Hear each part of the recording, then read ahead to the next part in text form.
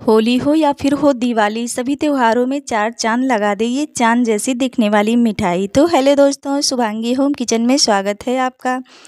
तो फ्रेंड्स, इस बार आप गुजिया की जगह ये वाली मिठाई बनाएं। बहुत ही आसान तरीके से बन जाती है और इतनी स्वादिष्ट ये बनती है कि सभी आपकी तारीफ़ करते नहीं थकेंगे। सभी को खूब पसंद आने वाला है। तो चलिए फ्रेंड्स, बनाना शुरू करते हैं।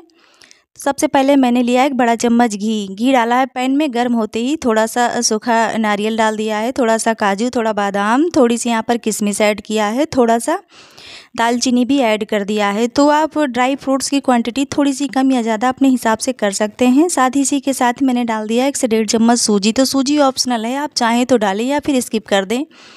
अब इसको हम भून लेंगे, साथ ही साथ इसको हम अच्छे से मिक्स कर लेंगे। जैसे ही हल्का सा कलर चेंज हुआ, मैंने डाल दिया 50 ग्राम चीनी। चीनी को भी हम साथ ही मिक्स कर लेते हैं ताकि ये भी थोड़ा सा गल जाए।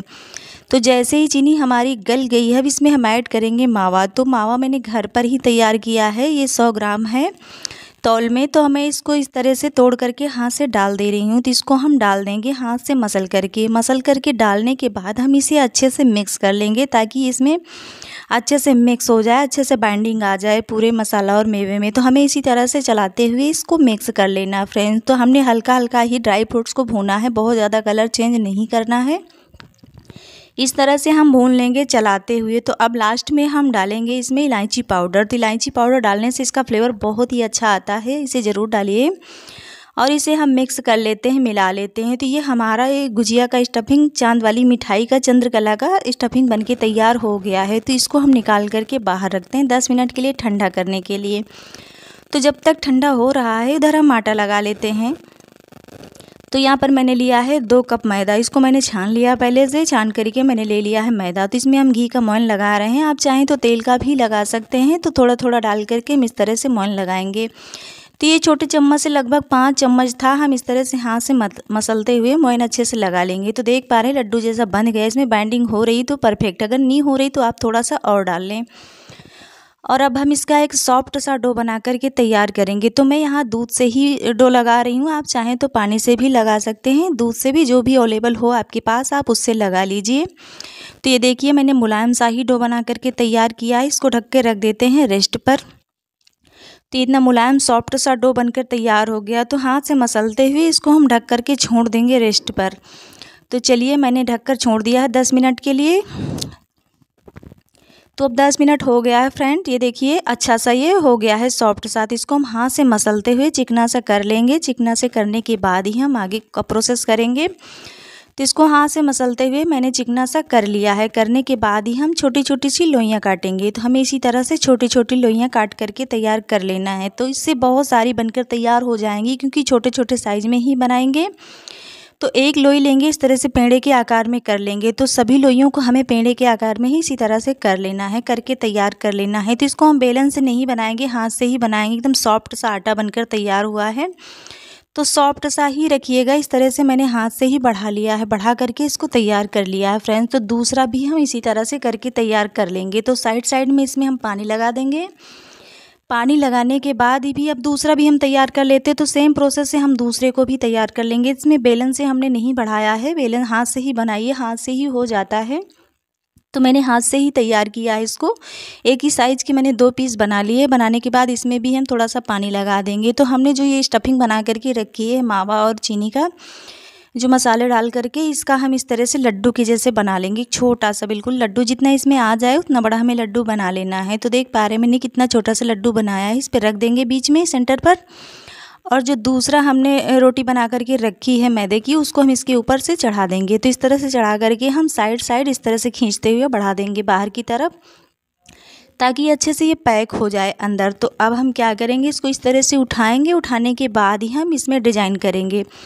तो किनारा एकदम पतला सा रखिए, बढ़ाते हुए इस तरह से आप फोल्ड करते जाइए, इसमें डिज़ाइन बनती चली जाएगी। तो ये गोल गोल एकदम चांद जैसी मिठाई बनकर हमारी तैयार हो जाएगी फ्रेंड्स। तो इस तरह से कर लीजिए, आसानी से हो जाता है।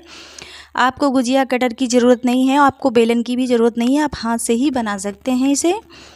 तो देख पा रहे हैं ये तैयार हो गई है। तो हमें इसी तरह से सभी तैयार कर लेना है। सभी को इसी तरह से हम बनाएंगे। बनाने के बाद ही स्टफिंग रखेंगे। स्टफिंग रखे के बाद फोल्ड कर देंगे। तो मैंने दूसरा भी सेम प्रोसेस से ही तैयार कर लिया है। उसी तरह से मैंने लड्डू बना करके सेंटर पे रखा है। इस तरह से ऊपर से चिपकाते हुए पानी लगा करके इस तरह से हम फोल्ड करते जाएंगे तो ये दूसरा भी तैयार हो गया है। तो जल्दी से हो जाता है। हाँ, लेकिन आटा आपको सॉफ्ट ही रखना है, मुलायम ही रखना। हार्ड रखेंगे तो आपको हाथ से नहीं हो पाएगा और इस तरह से आप फोल्ड करने में भी प्रॉब्लम आएगी। तो आटा को आप सॉफ्ट ही रखिएगा। तो इस तरह से मैंने 2 पीस बना लिया है। तो मैं तीसरा चौथा सारा ही बना करके तैयार कर लिया है मैंने।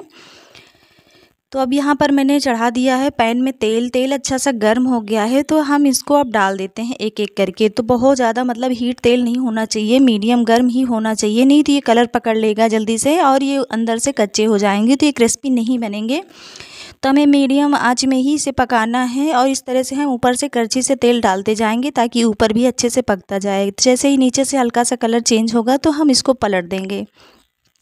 तो पलट करके हम दूसरे साइड भी सेम प्रोसेस से ही पकाएंगे। जब इसमें अच्छा सा गोल्डन कलर आ जाएगा तो ये परफेक्ट पक के तैयार हो जाएगा। तो जब नीचे से सेम तरीके से पक जाएगा तो हम उलट पलट करके 1-2 मिनट और पका लेंगे। तो ये हमारा एक बैच बनने में 5 से 6 मिनट लग जाएगा, तभी हमारे अंदर तक पक करके तैयार होगा। तो हमें इसी तरह से कर लेना है फ्रेंड्स, पका लेना अच्छे से। जब ये अच्छे से कलर आ जाए, बढ़िया अच्छा सा गोल्डन सुनहरा कलर आके तैयार हो जाए, तभी हम इनको निकाल लेंगे। तो देख पा रहे हैं उलट पलट करते हुए 5 से 6 मिनट में कितना बढ़िया सा कलर आ गया है। ये बनकर तैयार हो गए हैं फ्रेंड्स। तो हम एक एक करके इसी तरह से निकाल लेंगे। तो देख पा रहे कितना बढ़िया सा कलर आया, दिखने में कितना खूबसूरत लग रहा है। तो आप एक एक करके इस तरह से निकाल लीजिए, निकाल करके बाहर कर लीजिए। करने के बाद ही दूसरा बैच भी हम डाल देंगे। तो दूसरे बैच को भी हम सेम प्रोसेस से ही बना लेंगे, पका लेंगे उसको भी उतना ही टाइम दे करके। तो गैस का फ्लेम मीडियम ही रखिएगा, हाई फ्लेम पर नहीं पकाइएगा। हाई फ्लेम से जल्दी से ऊपर कलर पकड़ लेता है और अंदर से कच्चा रह जाता है। तो दूसरे बैच को भी मैंने डाल दिया है और सेम प्रोसेस से हम इसको भी पका लेंगे। तो इसे आप ऐसे ही खा सकते हैं, ऐसे भी बहुत ज़्यादा ये अच्छा लगता है। पर इसको और ज़्यादा स्वादिष्ट बनाने के लिए हम इसमें ऊपर से चाशनी डालेंगे। देख पा रहे कितना बढ़िया से पक के तैयार हुआ है। तो चाशनी बनाने के लिए मैंने लिया है यहाँ पर 1 कटोरी चीनी और 1 कटोरी पानी। इसको मेल्ट कर लेंगे। इसमें कोई तार वगैरह नहीं बनाना है, बस सिर्फ इसको मेल्ट हो जाए, चिपचिपी से एक चाशनी बनकर तैयार हो जाए, बस उतना ही रखना है। तो उस तरह से हो गया है। होने के बाद ही हम इनके ऊपर डाल देंगे, जो हमने चाँद जैसी गुजिया बना के रखी है इन पर डाल देंगे। डाल करके इसको आधे घंटे के बाद हम छोड़ देंगे, जब इसमें रस अच्छे से पी लेगा फिर ये खाने के लिए परफेक्ट हो जाएगा। तो ऊपर हम गार्निश कर देंगे थोड़ा से काजू और बादाम से और बस सर्व कीजिए, मेहमानों को खिलाइए। बहुत ही मज़ा आएगा फ्रेंड्स खाने में।